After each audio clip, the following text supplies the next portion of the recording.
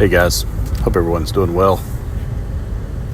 So I've got a few questions, and maybe someone who disagrees with the line of thinking that I have on this stuff can maybe answer in the comments. But this is for the futurists, the ones who believe that all of the events of Revelation are things that are yet to come, that the things which Jesus, Yahushua HaMashiach, prophesied about, that's when he said this generation is not going to pass away until all of these things are fulfilled.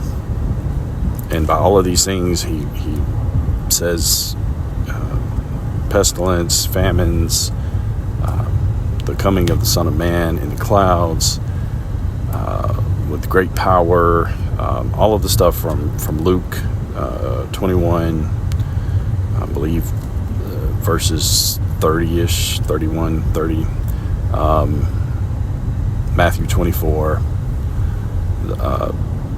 all of that stuff is in the future. The Great Tribulation is a future event. This is for those who believe that. So you believe that there will have to be another temple because the abomination of desolation has to occur in that temple. That has to be built. It's basically the Zionist view of how things are going to play out in the state of Israel now. You believe that the temple will be built, that the Antichrist will come in, declare himself to be God, force everyone to worship him, and that's the abomination of desolation, because he's declared himself to be God and demanded that everybody worship. And that's when tribulation will begin. The Great Tribulation will be right around that time. Now, these are all events that are yet to occur, that are to happen in the future. Now, as a Christian, as a follower of Christ, the Messiah, we know that the sacrifices in the temple, that they're done away with. That part of the Levitical law is done. It is fulfilled. That atoning sacrifice is made good through the blood of HaMashiach. That's done. But if you're a futurist, you have to desire, you have to place some sort of faith and trust in the fact that you want the Jews that are in the state of Israel now to build a temple so that they can begin sacrificing red heifers in practice of Judaism and I guess the original faith, that they're to start doing that again, that this is something that must happen so that the Son of Man can return in the clouds for the second coming. Whether you believe in rapture, pre-trib, post-trib, that's what you desire for the people in Israel right now, that they get that done and get that accomplished.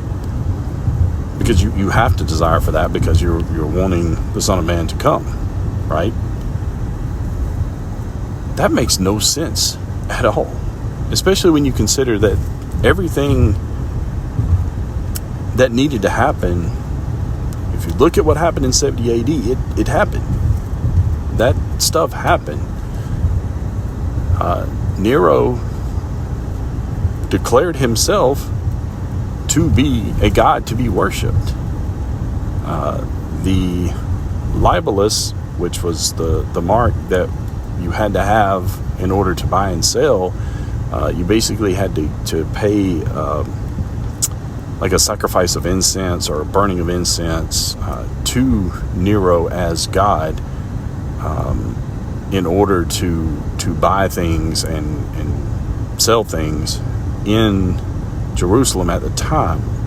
That's what Rome basically pushed upon them. That happened around 63, 66 AD. Again, that stuff was happening at the time.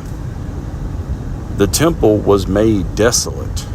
That's language that the Messiah used, and he was referencing the prophecy in Daniel, which refers directly to the abomination of desolation, where the Antichrist takes the seat and goes in. And you can look, there's been several, Titus did it, who's the other guy? There was another one that did it before he did, where he went in and sacrificed a pig at the altar to Zeus. And these things happened. And there's other stuff that Titus supposedly did that was even worse than that. But again, just do the research and dig into it and see what happened. And we think that there's, and I say we, the futurists think that there's that didn't matter, or that wasn't it. There's another abomination of desolation in another temple that has to be built in the future, after sacrifices have begun again, that the Most High does not even want. He doesn't want that. But all of that has to happen again in the future in order to truly fulfill the prophecy that the Messiah said would happen in this generation in the first century. That's what we believe as futurists. I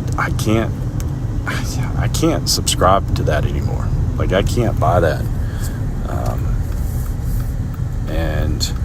And I don't know if there's an actual physical kingdom of the Messiah,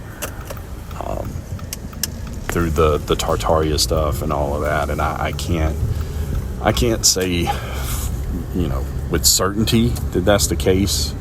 I can say there are compelling arguments being made. There's compelling evidence that it really makes me go,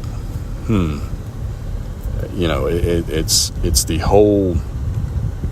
the grand picture of it all together that really starts to make sense when you start putting the puzzle pieces all together. And it's kind of like the Mandela effect with the, just one, it's you could write it off. Bad memory, I just misremembered it.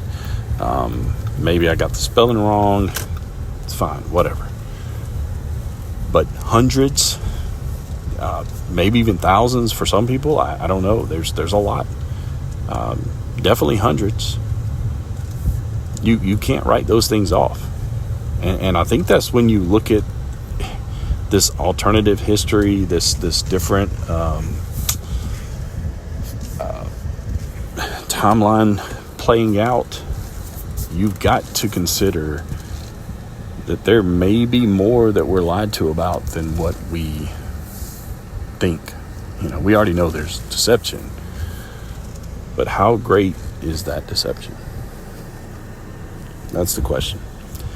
Anyway, guys, just some more thoughts on the way home. Take care. God bless.